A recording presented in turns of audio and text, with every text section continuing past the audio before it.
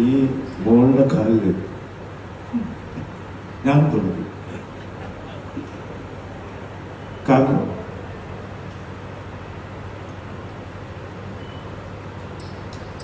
സുഗതന്റെ ഈ കവിത സ്കൂളിലും കോളേജിലും നിരന്തരം ചൊല്ലുകയും പഠിപ്പിക്കുകയും ചെയ്തത്.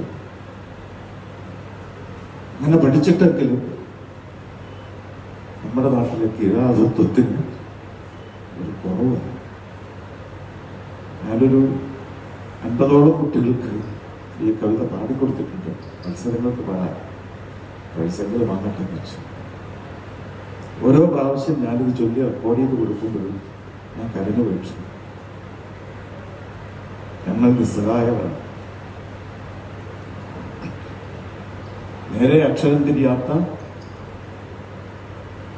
ക്ഷതം പറ്റിയ ചുണ്ടുകൊണ്ടിട്ട് നിശബ്ദമായ ഇടിവെട്ട് പോലെ ശപിക്കുന്ന കുട്ടിയുടെ ശാപം തിരിച്ചറിയാം. കവിതയിലൂടെയെങ്കിലും തിരിച്ചറിയാം.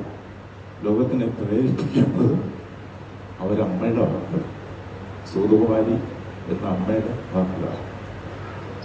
ആ കവിത തിരഞ്ഞെടുത്ത് ഹൃദയത്തിൽ ആഴ്ന്നിറങ്ങുമാണ് പാടിയ കുഞ്ഞെ ഞാൻ നമസ്കരിക്കുന്നു. കവി, താങ്കളുടെ വിലയേറിയ വാക്കുകൾക്ക് നന്ദി. താങ്കൾ ഇപ്പോൾ പറഞ്ഞപ്പോൾ ബാലശാപം എന്ന താങ്കളുടെ കവിതയാണ് ഓർമ്മ വരുന്നത്.